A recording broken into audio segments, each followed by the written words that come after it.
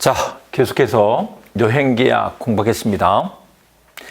여행계약은 이게 우리 민법 제정 당시에는 없다가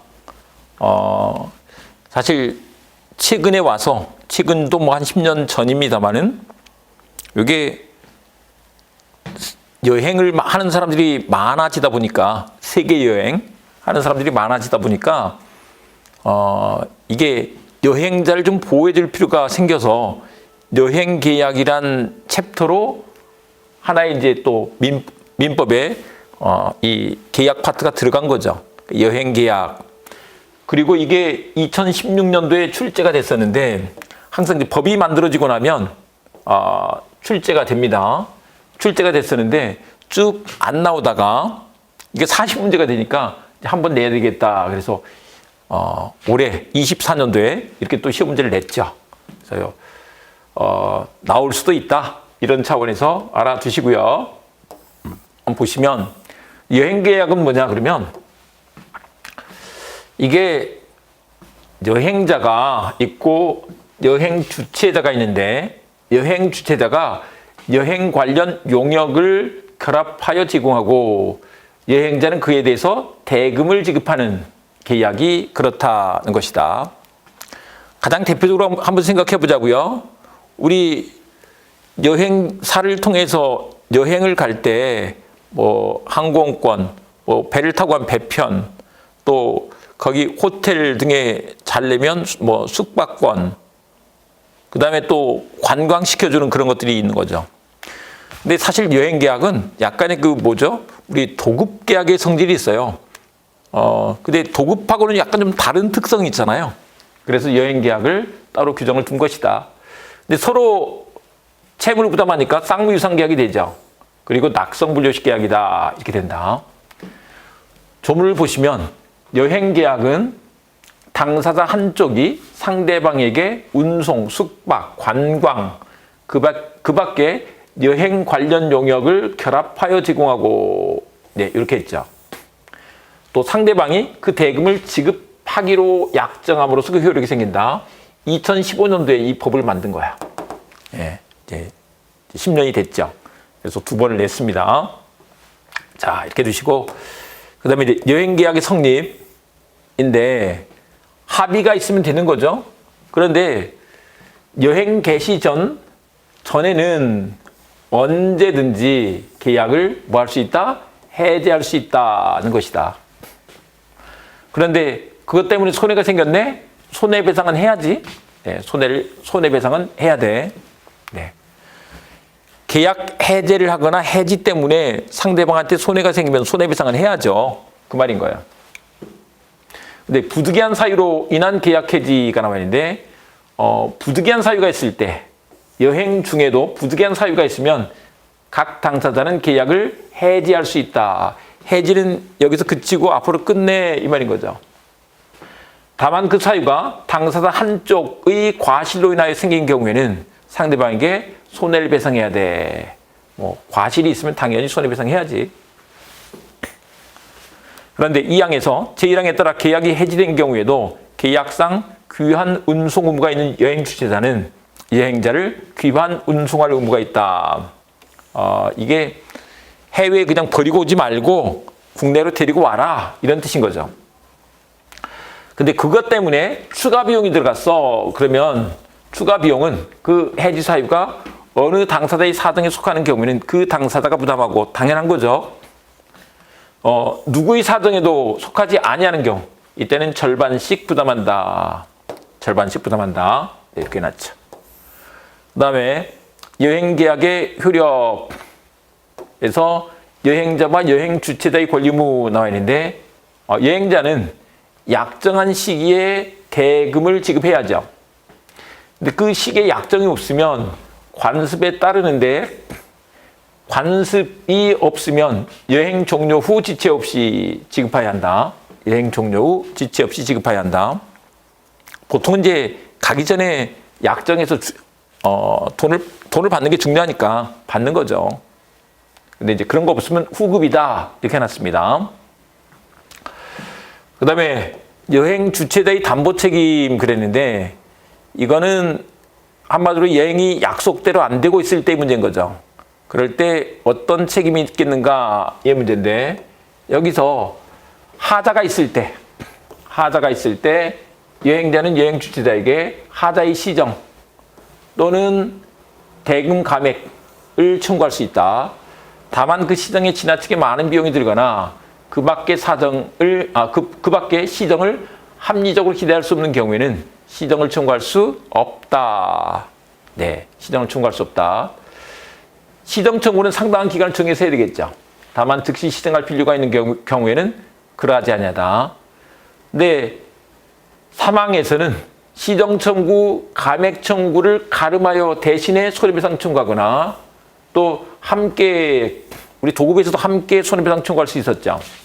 손해배상을 청구할 수 있다. 그다음에 담보 책임과 여행자의 해직과 문제가 나와 있는데, 여행자는 여행에 중대한 하자가 있을 때는 그 시정이 이루어지지 않거나 계약 내용에 따른 여행을 기대할 수 없는 경우 계약을 해지할 수 있다. 나 그냥 집에 갈래? 라고 할 수 있다는 거죠. 그때 계약이 해지된 경우에 여행 주최자는 대금 청구권을 상실해버린다. 근데 거기서 얻은 이익이 있네. 좀 여행을 조금 했어. 그만큼은 돈을 줘야죠. 상환해야 한다.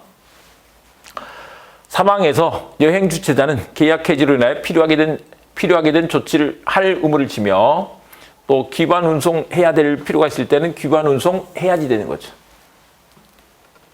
또 이 경우 상당한 이유가 있으면 비용의 일부를 청구할 수 있다. 그리고 이 담보 책임의 존속기간, 여행 기간 중에도 행사할 수 있고 계약에서 정한 여행 종료일부터 6개월 내에 행사해야 한다. 6개월의 제척기간이 있다. 요 말인 거죠. 자, 이렇게 드시고 강행규정이 나와 있는데, 이거는 여행자를 보호하기 위한 규정이기 때문에 기본적으로 강행규정으로 돼 있어. 강행규정이다. 그런데 여기서 여행자에게 불리한 것은 효력이 없다. 그래서 이것도 소위 말하는 편면적 강행규정이다. 이 말인 거죠. 편면적 강행규정. 이걸 우리 임대차에서 공부했는데, 임대차에서는 임차인을 보호하기 위해서 많은 규정이 강행규정으로 되어 있는데, 임차인을 보호하기 위해서 둔 규정이기 때문에 임차인에게 불리하지 않으면 문제를 삼지 않아요.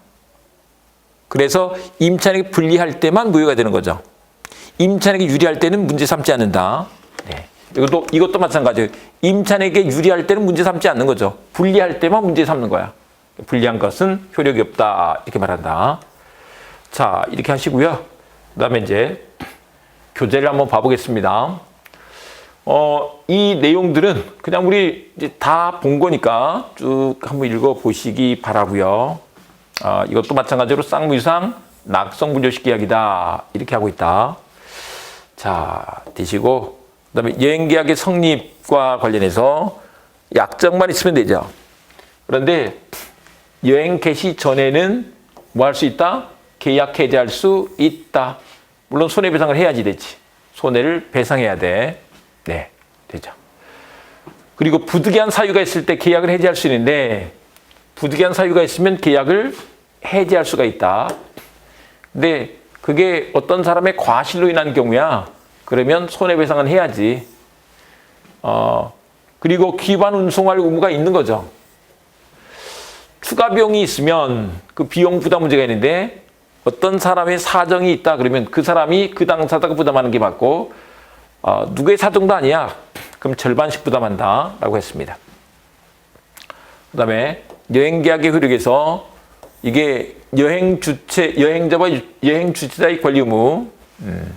근데 대금 지급과 관련해서 약정한 시기가 있으면 약정한 시기에 없으면 관습에 따르는데, 또 그것도 관습도 없으면 종료 후 지체 없이 이렇게 된다. 그 다음에 여행 주최자의 담보 책임, 이 내용들인데 우리가 지금 다 본 것들이죠. 그래서 여러분들이 한번 쭉 봐주시면 되겠고, 강행 규정까지 여행자에게 불리한 것은 효력이 없다. 이렇게 돼 있다는 거죠. 자, 됐고, 그 다음에 현상 광고를 봐보도록 하겠습니다. 이 현상 광고는 요게 이 시험 문제로 자주 나올 문제는 아니에요. 그렇다고 전혀 안 나오는 건 아니야. 지문은 좀 나올 수도 있기 때문에. 그리고 또 이 계약을 이해할 때 현상 광고를 좀 알고 가실 필요가 좀 있어요. 근데 현상 광고 이렇게 하는데 현상 광고를 이게 무슨 말일까? 사실 이제 법 공부는 한글만 잘 알면, 우리말만 잘 알면 금방 쉬워요. 근데 이제 우리말이 주로 한문으로 이루어져 있기 때문에 한자 그 뜻을 좀 알 필요가 있죠. 현상금을 그런 거죠. 광고 방식으로. 현상 광고다. 그런 예들 봐볼까요? 우리 복시를 찾습니다. 목격자를 찾습니다. 수사하겠습니다. 근데 거기에 꼭 돈 주는 게 들어가야 돼요. 아니면 우리 지구대 앞에 가면 이 사람 신고해 주세요. 이 사람 지금 무슨 범죄를 저지르고 도망가고 있는데 신고해 주세요. 얼마 드릴게요. 원티드 해놓은 거죠. 또 우리 신문사에서 우리 시 소설 써내 주시면 우리가 심사해서 대상, 금상, 은상, 동상 각 얼마씩 드릴게요 라고 해놨단 말이에요. 특히 그런 것을 우수현상 광고라고 이렇게 부른다. 현상 광고가 되죠. 간첩 신고 이런 것들도 다 현상 광고가 된다. 우리나라에 아주 유명한 분이 또 한 사람이 있다. 신창원이라는 분이 계신데 그분이 탈옥수예요. 탈옥을 해서 신출기물한 거예요. 잡히질 않아. 그래서 이제 경찰청에서 현상 수배를 내린 거죠. 현상금을 걸고 이 사람 신고해서 우리가 잡으면 돈 얼마 드릴게요. 나중에 이제 그게 이제 문제가 돼서 판례가 나온 사건이 있는데 어쨌거나 그런 식으로 현상 광고가 이루어진다. 그래서 이제 내 건 사람이 광고자죠. 광고자가 광고를 합니다. 그런데 현상 광고는 이게 제가 써내겠습니다. 제가 잡아오겠습니다. 그래가지고는 안 되고 실제로 써내야만 되는 거야. 아니면 진짜 잡아와야 돼. 네. 진짜 신고를 해줘야 돼. 네. 그래야 현상 광고 계약이 된다. 이제 그렇게 됐더니 여기서 응모자는 이제 응모자가 이렇게 지정이 완료된 응모자는 더 이상 할 게 없고 광고자만 보수 지급 의무가 남아 있는 거예요. 이렇게 한쪽 편만 채무를 부담하죠. 그래서 편무계약이다. 그러니까 광고자는 채무를 부담하지만 응모자는 채무를 부담할 게 없어. 근데 쌍무냐 편무냐 이것은 계약이 성립된 상태에서 채무의 상호 이전성, 상호 이전 관계에 있는 채무를 부담하느냐를 가지고 판단한단 말이에요. 채무의 상호 이전성이 있어야 돼. 근데 응모자는 더 이상 할 채무가 없단 말이죠. 그래서 편무계약이다. 그런데 편무계약은 대부분 무상계약이죠. 우리 증여계약 생각해보세요. 증여계약은 편무 무상계약이에요. 근데 얘는 유상계약이라는 거죠. 유상계약. 유상계약이냐 무상계약이냐 이것은 계약의 전 과정을 살펴서 출연의 상호이전성이라고 표현한다. 서로 내놓은 게 있느냐 이 말이에요. 근데 여기서는 뭘 내놨어요? 지정행위 완료. 시, 소설을 내놨잖아요. 서로 내놨어. 그러니까 유상계약이다. 또 한편 우리 보통 계약은 낙성계약이죠. 합의만 있으면 계약이 성립하는 거예요. 근데 여기서는 합의만 가지고는 안 되고 실제로 시, 소설을 써내야만 계약이 성립한다는 거죠. 그래서 요물계약이다 이렇게 말한다. 참고로 요물계약 그러면 현대계약금이 있다. 현대계약금. 우리 현대차 살려고 계약금을 미리 걸었어. 현상광고, 대물변제. 대물변제는 채권총론 마지막 파트에서 공부를 할 거예요. 그 다음에 우리 매매계약 할 때 계약금을 준다 그랬잖아요. 계약금 계약은 요물계약이라고. 대표적으로 현대계약금 이렇게 기억해 두십니다. 자, 이렇게 두시고 그래서 조모 보시면 현상광고는 광고자가 어느 행위를 한 자에게 일정한 보수를 지급할 의사를 표시하고 보수 지급에 응한 자가 그 광고에 정한 행위를 완료함으로써 지정행위 완료가 있어야 되죠. 지정행위 완료. 시소설을 써내야 계약이 성립해서 효력이 생기는 거야. 이렇게 해놨죠. 그래서 요물계약이다. 이렇게 되는 것입니다. 그 다음에 성립과 효력에서 현상광고의 성립됐고 그냥 철회에 관해서 봐보겠습니다. 현상광고 철회할 수 있느냐? 근데 처리할 수 있는데 만료 기간을 정한 때에는 그 기간 만료 전에 처리하지 못한다. 예. 그 말은 이제 반대로 기간을 정하지 않았어. 그럼 처리할 수 있다는 거죠. 네, 나머지 됐고 현상 광고의 효과, 뭐 보수 수령권자 이런 것들 그냥 지나가도록 하겠습니다. 우수 현상 광고 이 내용들도 궁금하시면 한번 읽어보는 건 말리지 않을게요. 하지만 현상 광고를 너무 많이 힘써서 공부하시면 안 된다. 그래서 이렇게 하시고 우리 교재도 마찬가지예요. 교재도 뭐 특별히 볼 것은 없습니다. 교재도 볼 건 없다. 그래서 그냥 쭉 넘어갑니다. 그거 조문 그대로밖에 없어요. 그래서 넘어가겠습니다. 요게 조건부 현상 광고 이게 신창원 사건인데 탈옥수 신창원 사건이죠. 요거는 좀 재밌는 사건이기도 하니까 잠깐 알려드리면 신창원 나중에 한번 검색해 보세요. 탈옥수 신창원이라는 사람이 신출귀몰이에요. 도저히 안 잡히니까 이제 이 현상금을 좀 높게 걸면서 어떻게 했느냐? 경찰에서 신고해서 우리가 잡으면 경찰이 잡으면 체포하면 그때 현상금 드릴게요라고 이렇게 광고를 한 거예요. 근데 이제 신창원이 어느 다방에 있는 것을 목격한 사람이 신고를 한 거죠. 그래서 경찰이 왔어요. 경찰이 와서 그 사람을 잡았죠. 그래서 경찰 백차에다가 태워서 파출소 앞에까지 갔는데 거기 이제 데리고 가려고 나왔는데 또 튀어버린 거예요. 도망가 버렸어. 그랬더니 어쨌거나 이제 그 신고한 사람은 그 현상금 내놓으라고 하는데 경찰에서 못 줘요 이렇게 나온 거예요. 야, 신고해서 우리가 잡으면 준다 그랬잖아. 조건부로 잡으면 준다 그랬잖아 이렇게 한 거예요. 그랬는데 튀었으니까 못 줘 이렇게 나온 거죠. 책임 회피죠. 법원에서 판단은 뭐예요? 경찰 백자까지 태웠으면 잡은 거다. 그 뒤에 너희들이 놓친 거지. 그래서 현상금 줘라라는 판결을 내렸던 것이다. 네, 이렇게 봐주시면 되겠습니다. 자, 나머지는 넘어가고 이제 위임인데 이 위임은 시험 문제도 또 많이 나오니까 이거를 우리 교재로 확인해 보도록 하겠습니다. 위임 계약은 뭐냐면 예를 들면 그냥 바로 말씀드리면 이런 것이다. 우리 병원에 가서 진료를 받아요. 의사가 열심히 치료를 해줍니다. 또 변호사한테 일을 갖다 맡겨요. 소송 사건에서 이겨달라고. 또 노무사, 법무사한테 일을 맡겨요. 공인중개사한테 이 중개해달라고 일을 맡겨요. 그런 것들이 위임이다.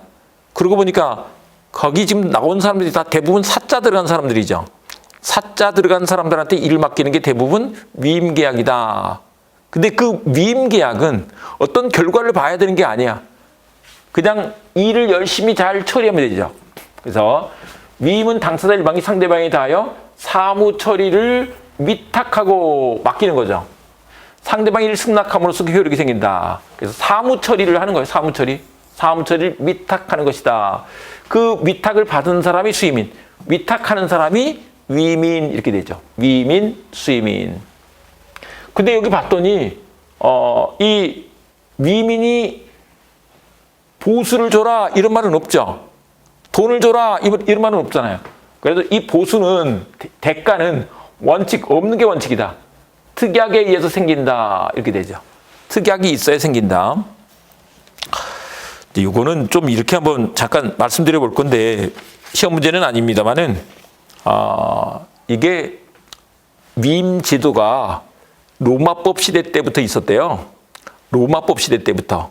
근데 로마법에서 로마 시민들 간에는 누가 좀 어려운 사람이 있어서 도와주는 것, 옆집 일을 도와주는 것, 이것을 돈을 받고 도와주는 건 수치로 여겼대요.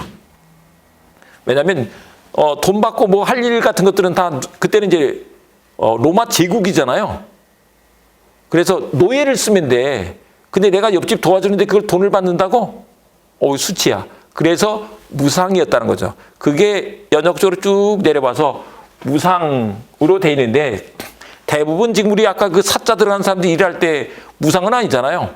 특약을 하는 거죠. 특약으로 보수를 지급하는 것이다. 근데 이제 보수가 없으면 편노무상이 원칙이죠.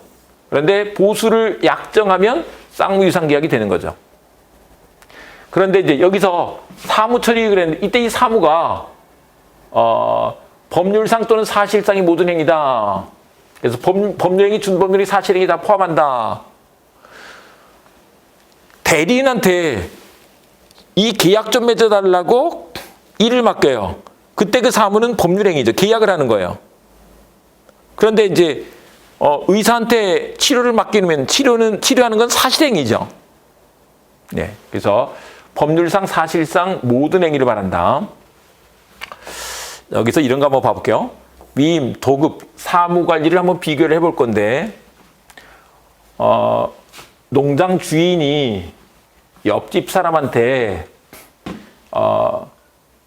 을한테 갑 농장의 농약을 살포해달라고 부탁을 했다. 이렇게 한번 해보자고요. 농약을 살포했어. 근데 이게 부탁으로 그렇게 했어. 그게 위임인 거죠. 근데 부탁 없이 막 했어. 사무관리야. 그 말은 뭐냐면 을이 지금 갑이 예를 들면 세계 여행을 떠나서 없는데 그냥 놔뒀더니 완전 농장이 엉망이 되게 생겼어. 그래서 그냥 부탁은 없지만 농약을 한번 뿌려준 거죠. 농약을 뿌려줬어. 부탁 없이. 그러면 사무관리가 된다. 근데 이제 그 집에서 부탁을 했어. 그러면 위임이 된다. 이 말인 거죠. 이거 생각하면 쉬워요. 농약 뿌리지만 그 벌레가 다 죽는 건 아니죠. 완전히 우리 병치료가 다 되는 것은 아니듯이. 그래서 위임이 될 수 있다. 그 다음에 이제 위임과 도급을 구별하는데 앞서서 우리 봤습니다.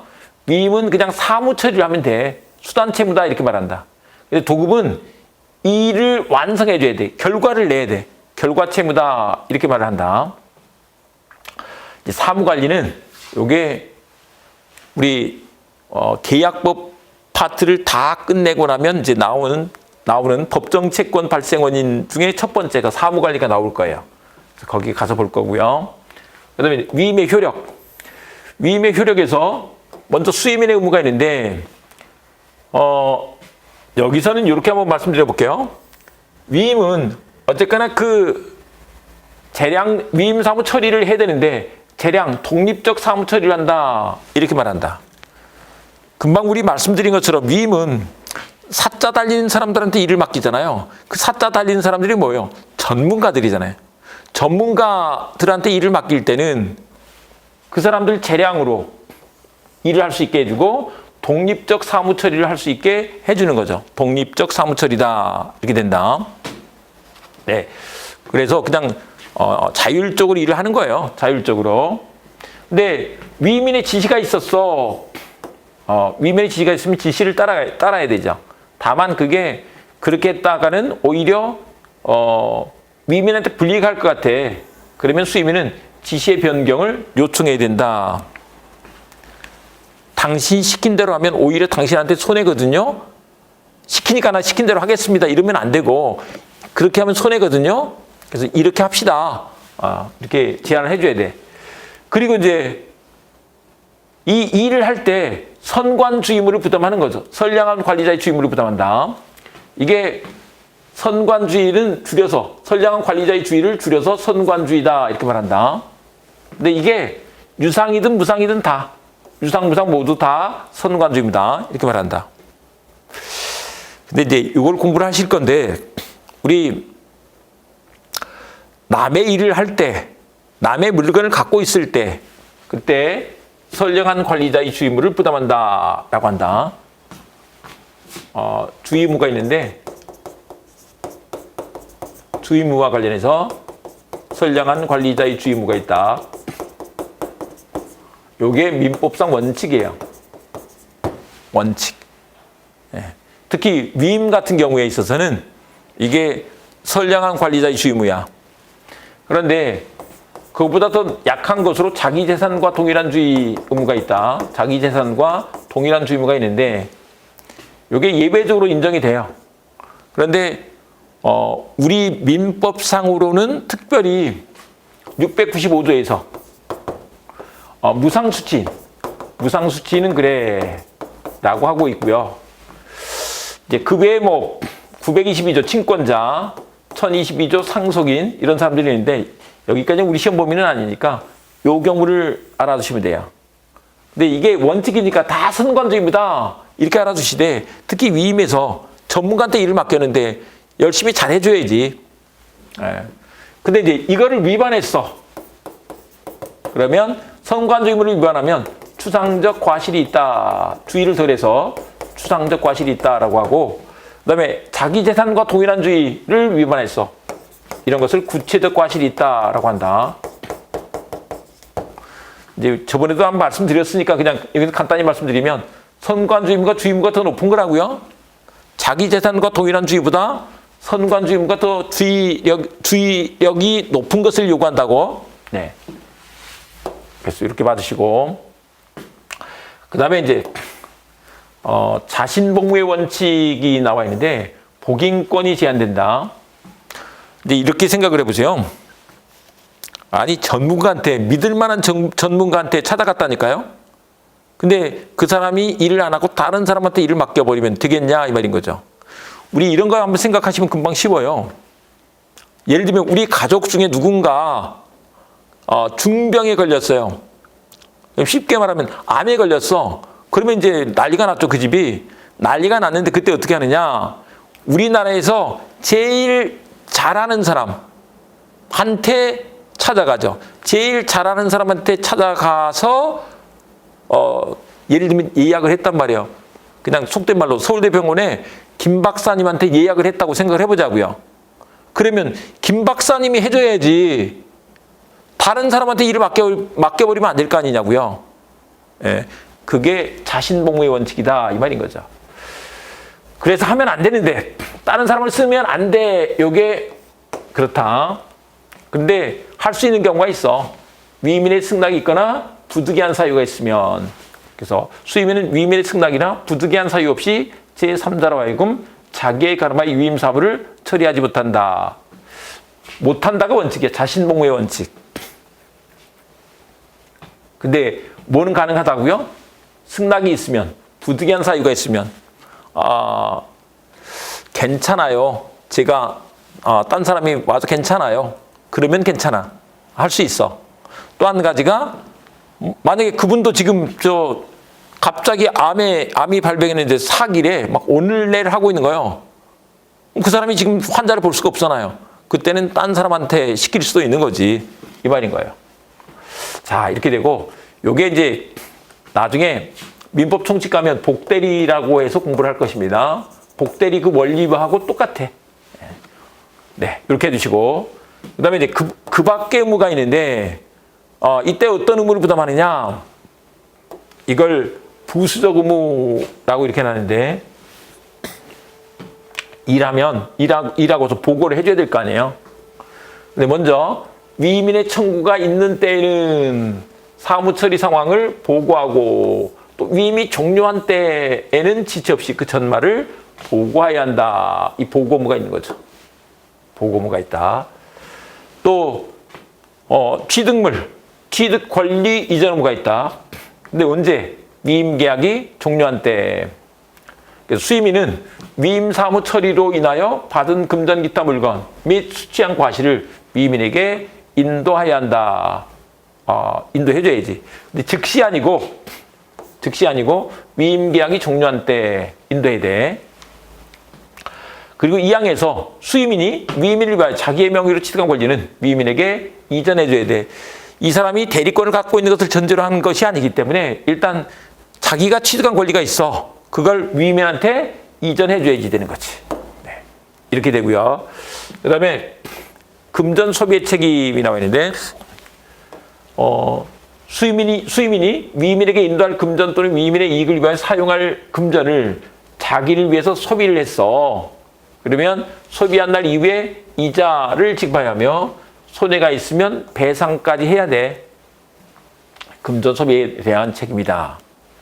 그 다음에 기타 행위물로서 여러 가지 보호무, 통지 의무, 뭐 설명 조언 의무, 정보 제공 의무, 이건 뭐 외울 필요는 없고 이런 것들이 있다. 잘 알려줘야지. 예, 이 말인 것이다. 그 다음에 위임인의 의무와 관련해서 수임인의 보수청권 이렇게 해놨는데 여기서 봐보세요. 먼저 이걸 보면서 가볼게요. 보수 지급 의무는 없는 게 기본 원칙이죠. 앞서도 우리 보신 것처럼 뭐예요? 이게 무상계약이 원칙이라고요. 근데 이제 약정이 있을 때 보수를 지급하는 거지. 근데 소송 임의에 따른 변호사의 보수는 묵시적 약정이 있었다. 보수에 관한 묵시적 약정이 있었다. 이런 얘기인데 이런 거예요. 여러분 우리 뭐 변호사 사무실 같은 데 가면 거기에 액자로 걸어놨어요. 이게 상담하는데 뭐 몇 분에 얼마, 뭐 1시간에 얼마 이런 식으로 걸어놨어요. 그런데 거기 가서 뭔가 얘기를 하고 뭐 다 했는데 또 소송사건 처리까지 했는데 따로 보수 약정을 안 하고 일을 한 거죠. 그랬더니 나중에 이제 그 소송을 맡긴 사람, 위임인이 야, 위임 계약은 무상이 원칙이니까 우리가 약정 안 했으면 이거는 안 줘도 되는 거 아니야? 못 줘. 이렇게 나온 거죠.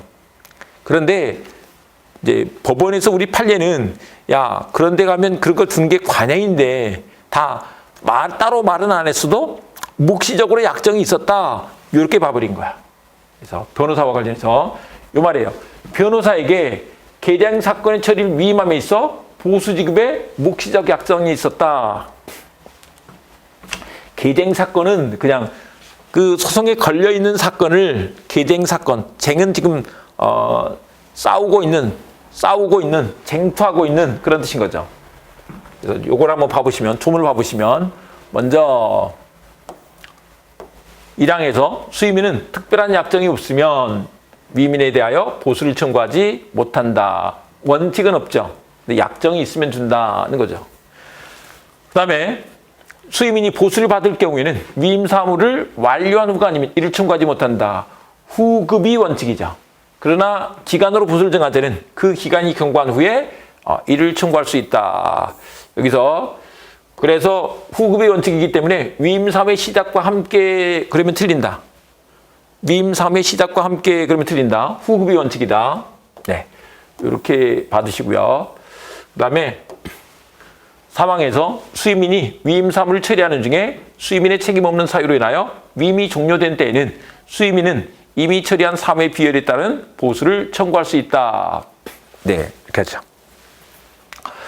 그 다음에 수임인의 비용 선급 청구권이 나와 있는데 비용 선급 청구권은 일을 하다 보면 돈 들어갈 일이 생기잖아요. 그래서 이게 비용을 먼저 달라. 수임인이 청구해서 선급해야 한다라고 하고 있죠. 그래서 위임 사무를 완료한 후가 아니고 이게 보수와 다르다고. 비용 선급 청구권이 인정된다. 비용 선급 의무 수임인이 청구했을 때 이렇게 인정된다. 그 다음에 수임인의 비용 상환 청구권 등이 나와 있는데 이건 뭐냐면 이제 이런 얘기예요. 필요비 상환 의무 그랬는데 수임인이 위임 사무 처리에 관하여 필요비를 지출한 때에는 위임인에 대하여 지출한 날 이후에 이자를 청구할 수 있다. 그래서 필요비 그리고 들어간 이자를 청구할 수 있다. 그리고 2항에서 수임인이 위임 사무 처리에 필요한 채무를 부담한 때는 위임인에게 자기에 가름하여 이를 변제하게 할 수 있고 이것을 대변제 청구권이라고 한다. 내 대신해서 변제해달라라고 청구할 수 있다. 그 채무가 변제가 있지 아니한 때는 상당한 담보를 제공하게 할 수 있다. 대변제 청구권이라는 게 인정된다. 그리고 3항에서 수임인이 위임 사무 처리를 위하여 과실 없이 손해를 받은 때는 그 배상을 청구할 수 있다. 손해배상을 청구할 수 있다. 이렇게 말한다. 그래서 필요비 상환 의무, 채무 대변제 의무, 손해배상 의무가 있다. 그 다음에 위임의 종료로 가시는데 위임의 종료와 관련해서 이 종료 원인에서 상호 해제 자유가 나와 있죠. 근데 여기는 내용을 좀 보시면서 가볼게요. 위임은요, 당사자 간의 신뢰 관계가 매우 중요해요. 그래서 못 믿겠네? 그러면 각 당사자가 언제든지 해제할 수 있다는 거예요. 이게 상호 해제 자유가 있다라고 한다. 위임인, 수임인. 참고로 우리 이제 법인에서 이사가 있을 때 그 법인과 이사 또는 대표이사의 관계는 위임 관계다 이렇게 봐요. 위임 관계다 이렇게 봐서 마음에 안 드네? 그러면 해지할 수 있는 자유가 있는 거죠. 그래서 우리 왜 근로자들 같은 경우 이사가 되는 게 그 회사에서는 이제 별을 다는 것이라서, 여기서 별은 진짜 스타를 말합니다. 좋아하긴 하죠. 근데 한편 이건 뭐예요? 실적을 못 내면 잘릴 수 있는 것도 각오해야죠. 해제 자유, 고용이 이제 보장이 되는 게 아니야. 언제든지 쫓겨날 수 있다는 게 전제되어 있는 거죠. 그냥 직원일 때는 고용 보장이 되죠. 그런데 이사가 되면 상호 해제 자유가 있다. 근데 이제 그런 신뢰 관계가 깨져서 해제하는 것이기 때문에 손해배상할 건 아니야. 손해배상할 건 아니야. 근데 상대방이 불리한 시기에 해지를 했을 때는 기본적으로 손해배상을 해야 돼. 근데 부득이한 사유가 있다 그러면 안 해도 돼. 네, 이렇게 잘 정리합니다. 해지편에서 제일 시험 문제로 많이 나온 파트예요. 해지편에서 제일 시험 문제로 많이 나오는 얘기다. 그래서 이거 잘 알아두시는데 그거를 조문으로 확인을 해보면, 위임계약은 각 당사자가 그러면 위임인이 할 수도 있고 수임인이 할 수도 있고 해지할 수 있다. 상호 해제 자유가 있다. 상호 해제 자유가 있다. 이렇게 말한다고. 당사자 일방이 부득이한 사유 없이 상대방이 불리한 시기에 계약을 해지한 때에는 손해를 배상해야 한다. 근데 원칙적 손해배상하지 않는데 이 상대방이 불리한 시기에 할 때는 손해배상을 해야지 되는 거죠. 근데 부득이한 사유가 없어야 돼. 근데 부득이한 사유가 있으면 안 해도 되는 거지. 됐죠? 그다음에 이 해지와 관련해서 기간 약정이 있거나 말거나 유상이나 무상이나 말거나 유무상 불문한다. 그리고 손해배상하지 않는 것이 기본 원칙이라고. 네, 상대방이 불리한 시기에 해지할 수 있는데 그때 손해배상을 해야 돼. 근데 부득이한 사유가 난 때는 손해배상할 필요가 없어. 네, 이렇게 정리해야 된다. 여기에 좀 잠깐 정리가 잘 안 돼요. 그래서 제가 이렇게 정리를 해놨고 이 내용을 여러분들이 봐보십니다. 그 다음에 그 외에 사망, 파산 등이 나와 있는데, 이게 당사자 한쪽이 사망하거나 파산하게 되면 종료된다. 또 수임이 성년 후견 개시 심판을 받았어.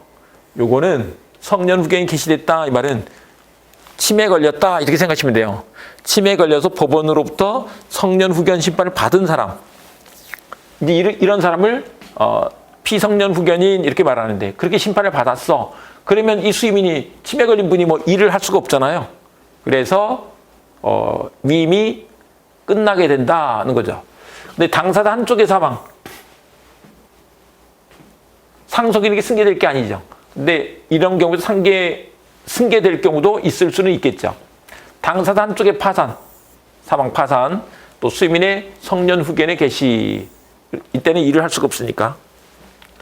그 다음에 위임 종료의 특칙이 나와 있는데, 위임 종료 시 긴급 처리, 위임 종료의 경우에 급박한 사정이 있는 데는 이게 사무 처리를 계속해야 돼. 사무 처리를 계속해야 돼. 그때는 위임의 존속과 동일한 효력이 있다고 한다. 위임 종료의 대항 요건 관련해서 위임 종료의 사유는 이를 상대방이 통지하거나 상대방이 이를 안 때가 아니면 대항하지 못한다. 이건 뭐 그냥 조문으로 이렇게 봐두시기 바랍니다. 자, 이렇게 해두시고 우리 이제 교재를 가지고 확인해 보도록 하겠습니다. 위임에서 사무처리 위탁에 관한 얘기를 했고요. 그 다음에 이게 도급과 구별되는 문제죠. 일단 위임은 수임인이 재량권을 가지고 일을 하는데 선관주 의무를 부담한다는 것이다. 그리고 위임은 수단 채무적 성격을 갖고 있어. 그렇지만 도급은 결과 채무적 성격을 갖고 있어. 도급은 결과를 내야 돼. 결과를 못 내면 그건 안 되는 거죠. 보수를 받을 수가 없어.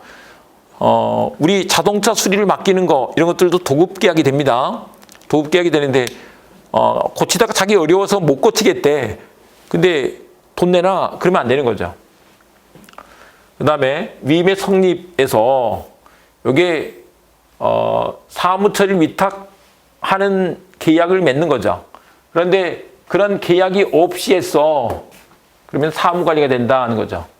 그리고 이때 이 사무는 이게 법률상 또는 사실상의 모든 행위를 말하는 것으로서 법률행위, 준법률행위, 사실행위를 포함한다. 법률행위만 맡기는 게 아니야. 네, 이렇게 되는 거죠. 그 다음에 선관주 의무가 나와 있죠. 선량한 관리자의 주의로서 위임 사무를 처리해야 한다. 그러면서 무료로 중개한 부동산 중개업자, 이제 지금은 이제 공인중개사라는 표현을 쓰고 있지만 예전에 중개업자라고 불렀었다.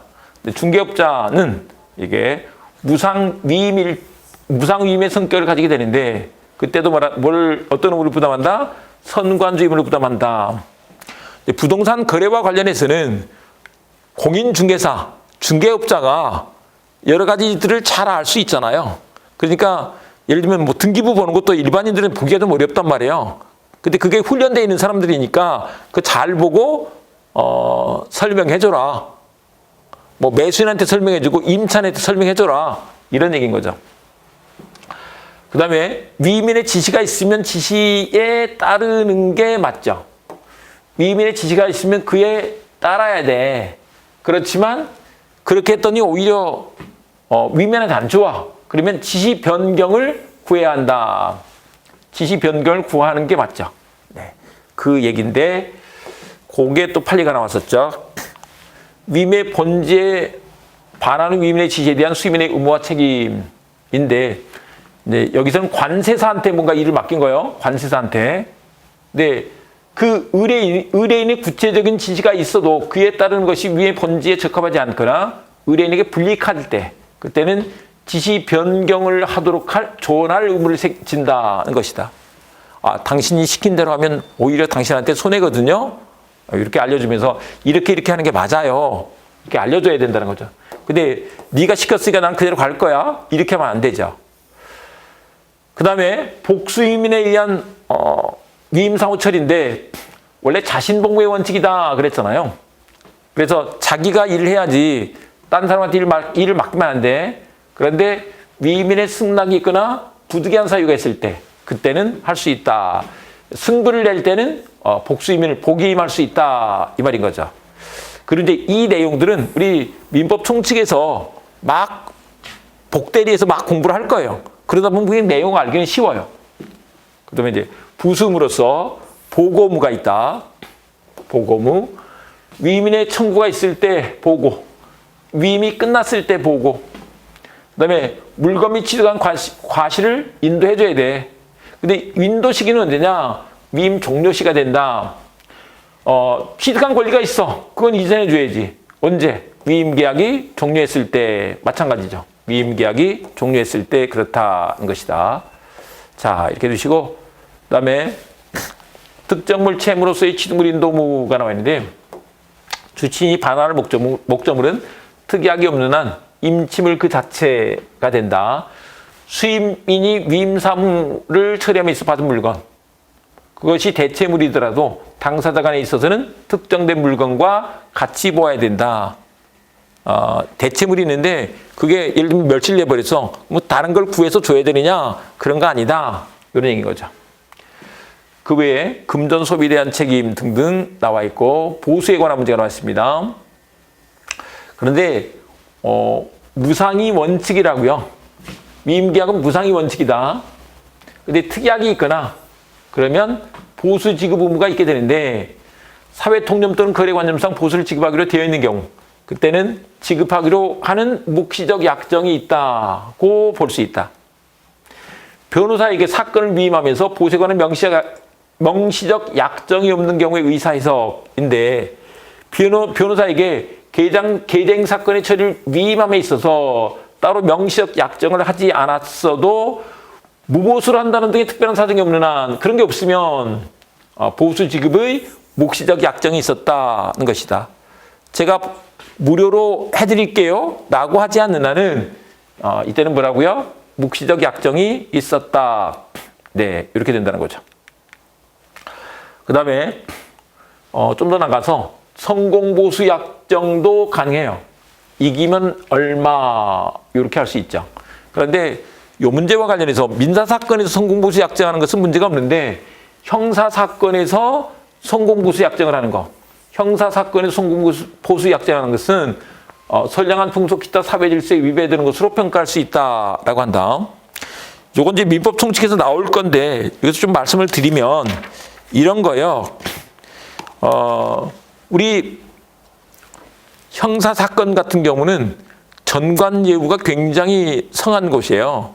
그래서 예를 들면 김 변호사, 이 변호사가 그 지청에서 뭐 지청장으로 있었어, 부장검사로 있었어, 아니면 부장판사로 있었어. 그러면 그냥 김 검사, 이 검사 이렇게 전해가지고 그냥 해결할 수 있단 말이에요. 뭐 기소 유예해 준다든지, 뭐 구속이 됐으면 구속을 면하게 해준다든지, 아니면 뭐 선고유예를 받을 수 있게 해준다든지. 그래서 전관예우 문제가 생기면서 무전유죄, 유전무죄 이런 문제가 생기잖아요. 그래서 요게 2015년 7월 23일 전원합치 판결부터는 이제 성공보수 약정하는 것은 무효다 이렇게 해버렸다는 거예요. 근데 이건 형사사건에서, 민사사건에서는 그렇지 않다고. 네, 이렇게 봐주시고, 그 다음에 위험부담 문제가 있고, 그 밖에 함으로써 비용 선급 의무 제목으로 다 됐습니다. 또 필요비 상환 의무, 채무 대변제 의무 및 담보직 의무 나와 있는데 대변제 채무권이 인정된다. 요거는 우리 이제 채권자 대입권 편에서 공부를 할 건데, 채권 총론 편에서 공부를 할 건데 여기서 그냥 한번 봅니다. 수의민이 대변제 채무권을 가지는데 그 수의민이 이 대변제 채무권을 보장하기 위해서 채무자인 위민의 채권을 대위 행사하는 경우 채무자의 무자력을 요건으로 하지 않는다. 원래 우리 채권자 대입권에서 피보전 채권이 금전 채권일 때는 채권 보전의 필요성이 언제 인정되느냐 그러면 채권 보전의 필요성이 있어야 채권자 대입권 행사할 수 있는데 채무자가 무자력이어야 돼요. 채무자의 무자력, 이 말은 채무자가 돈이 없어야 돼 이런 뜻이에요.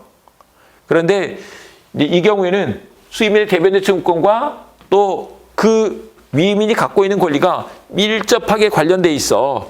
그러면 무자력이 아니어도 이 채권자 대입권 행사할 수 있다 이런 뜻이다. 근데 이게 시험 문제로 이렇게 나온다는 거잖아요. 예전에 한번 나왔었고 또 올해 24년도에 또 나왔고. 근데 이제 40문제가 되는 시대에서는 더 많이 나오겠죠. 그래서 알아두셔야 된다.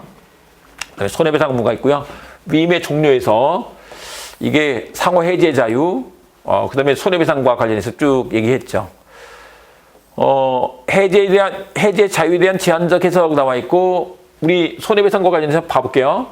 손해배상 책임지지 않는 게 원칙이라고. 근데 불리한 시기에 해지를 했어. 그때는 손해배상 해야 돼. 근데 부득이한 사유로 해지를 했어. 그때는 배상 책임을 부담하지 않는다. 이렇게 정리를 해보시라고. 예, 그렇게 하시면 되죠. 그 다음에 위임계약의 해지로 인한 손해배상 책임과 관련해서 위임계약의 본질상 각 당사자는 언제든지 이를 해지할 수 있고, 손해를 배상할 의무를 지지 않는 거, 손해배상 의무가 없는 것이 기본 원칙이다. 이렇게 돼 있죠. 그 다음에 이제 기타 종료 원인으로서 이 조문들을 봤습니다. 그 다음에 수의민의 불완전 이행을 이루한 위임계약의 해제 요건에서 불완전 이행일 때 계약 해제할 수 있는데, 그게 완전 이행이 가능할 때는 이행 지체 준해서, 완전 이행이 불가능할 때는 이행 불응에 준해서. 근데 이 경우는 지금 완전 이행이 가능한 상태죠. 근데 이행 지체에서는 어떻게 하는 거예요?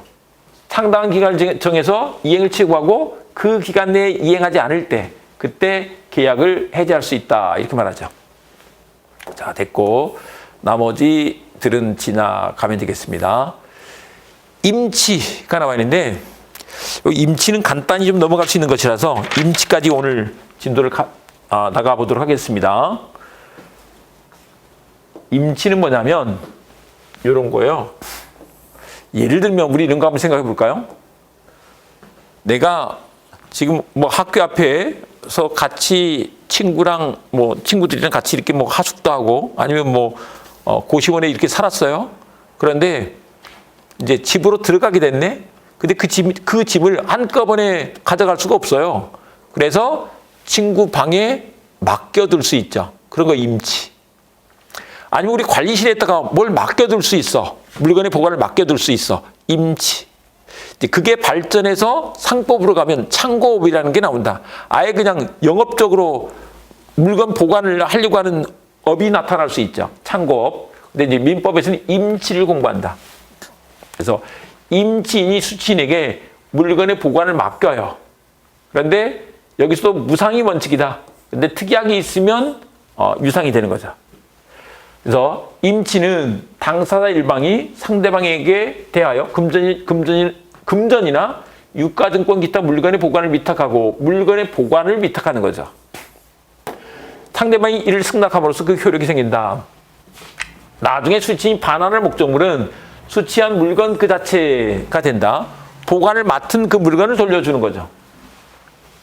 어쨌거나 보수 없는 게 원칙이니까 편무 무상이 원칙인데 보수를 지급하면 쌍무유상 계약이 된다. 근데 주의무와 관련해서 아까 우리 앞에서 봤는데 무상수취인은 자기 재산과 동일한 주의무를 부담한다. 695조가 규정하고 있는 내용입니다. 그건 이제 좀 이따 밑에서 볼 거고요. 임체 효력에서 수취인의 의무가 나와 있는데 당연한 것들이죠. 근데 일단 695조 무상수취인은 뭐라고요? 자기 재산과 동일한 주의로 보관해야 한다. 근데 무상수취인이 그런 거니까 유상수취인은 뭐예요? 선관주의무가 되는 거죠. 선관주의무가 원칙이라고.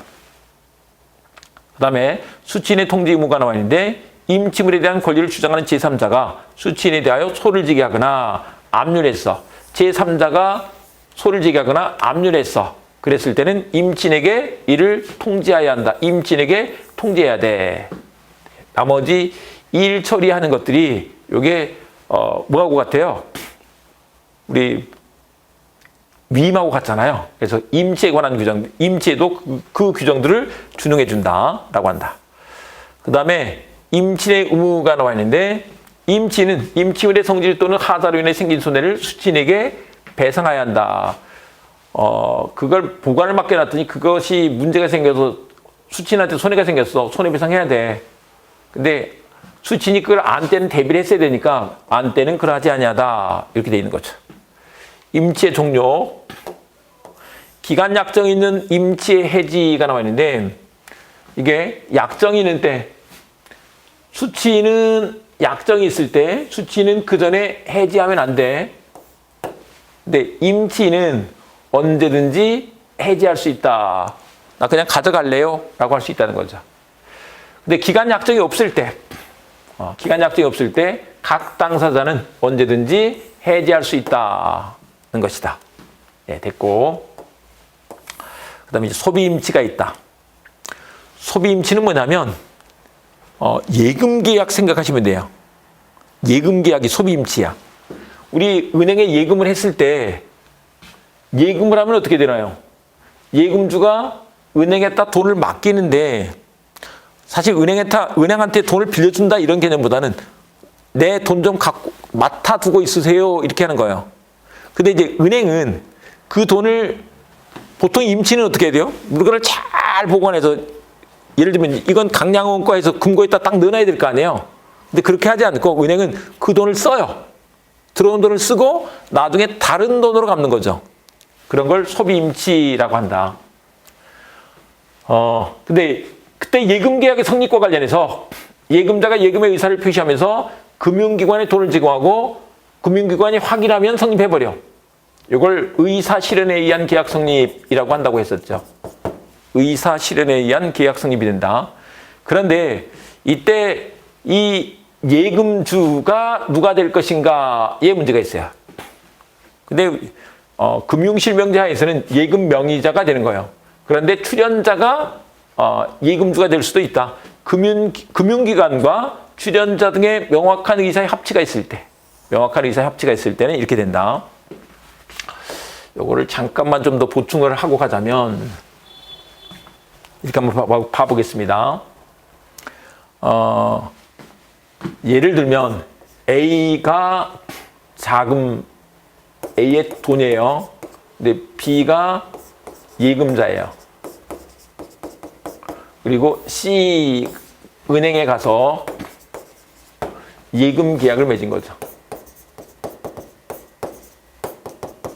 그랬을 때 이 둘 중에 누가 예금주가 될 것이냐 하는 문제다. 그런데 이런 원칙이 있다. 당사자의 의사가 일치하면 일치한 대로. 그래서 A 또는 B가 될 수 있죠. 그럼 이제 근데 B 명의로 예금을 하지만 예금주는 A가 됩니다. 그러면 그렇게 되는 거죠. 이게 예전에 삼성에서 비자금 사건이 있었어요. 유명한 변호사 이름 지금 생각도 나지만 또 잘못하면 안 되니까 김 변호사가 있었어요. 김 변호사한테 돈을 맡겨둔 거예요. 그래서 김 변호사가 은행에다 돈을 맡긴 거예요. 근데 이 돈이 누구 거야? 삼성 거잖아요. 근데 그 예금주가 삼성이야? 김 변호사야? 또 이렇게도 한번 생각해 보자고요. 예를 들면 남편이 돈을 벌었는데 살림하는 아내가 가서 예금을 했어요. 그랬을 때 그 돈은 그 예금주는 남편이야? 아내야? 이런 문제가 있다는 거죠. 근데 그런 일치가 안 됐어. 그러면 그때는 상대방의 시각에서 하는데 상대방의 시각, 은행 입장에서는 이게 B밖에 안 보이는 거죠. B. 요즘 금융실명제에서는 금융실명 확인을 해가지고 하는 거니까 B가 예금주가 된다. 이렇게 된다는 거예요. 그래서 금방 그 얘기가 그거다. 이런 걸 이제 나중에 민법 총칙에서 해석을 볼 건데 이런 걸 규범적 해석이라고 하고 이런 걸 자연적 해석이라고 하는데 지금은 몰라도 됩니다. 들어만 두는 거예요, 그냥. 네. 근데 일치했을 때는 일치한 대로 A 또는 B가 될 수 있어. 근데 A로 하기로 했어. A가 되는 거지. 근데 그렇지 않을 때는 상대방 입장에서 상대방은 B 이름으로 들어왔으니까 B라고 올 수밖에 없겠네. B가 되는 거야. 이게 규범적 해석이라고 하는 것이다. 네, 이렇게 해서 명확한 의사의 합치가 있으면 합치한 대로 간다. 근데 그게 아니면 예금 명의자가 된다. 근데 이 예금 계약의 성질과 관련해서 소비 임치로서 소비 대차에 관한 규정을 준용해 준다. 근데 반환 시기는 특약에 따르되 없으면 임치는 언제든지 그 반환을 청구할 수 있다. 그래서 수취인이 계약의 임치를 소비할 수 있는 경우에 소비 대차에 관한 규정을 준용하는데 반환 시기 약정이 없을 때 임치인은 언제든지 그 반환을 청구할 수 있다. 그러니까 우리 예금은 어떻게 해요? 언제든지 그 반환을 청구할 수 있게 되는 거죠. 주세요라고 할 수 있게 된다. 이 말입니다. 자, 이제 여기까지 해서 우리가 공부를 했고요. 교재를 잠깐만 보고 가겠습니다. 그래서 임치에 대한 얘기들 쭉 보시면 되겠고 여기서 우리 기출 표시되어 있는 것들만 한번 봐보겠습니다. 임침을 보고하는 의무가 있는데 무상수취는 뭐라고요? 자기재산과 동일한 주입니다. 자기재산과 동일한 주의무가 돼. 유상일 때는 선관주의가 되는 거죠. 설량관자의 주의를 가지게 돼. 그런데 상법상 임치에서는 이게 선관주의무가 또 된다. 이렇게 말을 한다. 그 다음에 부수음으로써 수취인의 통지의무가 있다. 이럴 때는 통지해줘야 돼. 권리를 주장하는 제3자가 있어. 또 소리를 지게 하는 경우에 이럴 때는 해줘야 돼. 그리고 임침을 반환 의무와 관련해서 수취한 물건 그 자체를 돌려줘야 돼. 그래서 만약에 그게 멸실이 됐다 그러면 인도할 다른 것들을 또 구해서 줘야 되는 것은 아니다라는 거죠. 그 다음에 손해배상 의무 요 조문 다 봤고요. 임체 종료, 그다음에 당사자의 해지 이것들도 다 봤습니다. 소비 임치에 관해서 쭉 나와 있죠. 예금 계약과 관련해서 요것도 좀 나오는 것이기 때문에 알아두셔야 된다. 요 얘기인데, 금융실명제에서 예금계약의 당사자 확정 방법, 누가 예금주가 될 것이냐의 문제인 거죠. 근데 예금계약서에 이게 명확히 기재돼가 있어. 기재돼 가지고 있어. 그래서 일단 기본적으로 누구를 예금 명의자를 예금 계약의 당사자로 보려는 것이다. B를 예금 명의자다. 이렇게 보는 것인 거죠. 예금주가 된다라고 한다. 근데 예금 명의자 본인이 금융기관에 출석하 예금 계약을 체결한 경우나 예금 명의자의 위임에 의하여 자금 출연자 등의 제3자가 대리인으로서 예금 계약을 체결한 경우도 마찬가지다. 그런데 출연자는 이제 돈 주인이에요. 출연자 등을 예금 계약의 당사자라고 볼 수 있으려면 이때 예금 명의자와 이 예금 계약을 부정하여 예금 명의자의 예금 반환 청구권을 배제하고 출연자 등과 예금 계약을 체결하여 출연자 등에게 예금 반환 청구권을 귀속시키겠다는 명확한 의사의 합치가 있어야 돼. 그럴 때만 그래. 이런 걸 자연적 해석이라고 하고 이런 걸 규범적 해석이라고 이렇게 말을 한다고. 그거는 이제 우리 나중에 민법 총칙에서 더 공부를 하시게 될 것입니다. 자, 여기까지 하시고 다음 시간에 조합에 대해서 공부를 해보도록 하겠습니다. 근데 이게 다른 강의보다 우리가 지금 이 계약 강론편을 되게 많이 하고 있는 거예요. 근데 그렇게 해야 되는 이유가 뭐라고요? 이제 15문제가 나온다니까요. 민법 총칙보다 더 쉬운데 민법 총칙 가면 그냥 공부하면 되게 어려워요. 더 쉬운데 15문제가 나오니까 이걸 열심히 잘하는 게 중요하다 이 말인 거죠. 전략적으로. 다음 시간에 우리 또 조합 그 외에 이제 사무관리 부당이득 이렇게 진도 나가도록 하겠습니다. 다음 시간에 뵙겠습니다.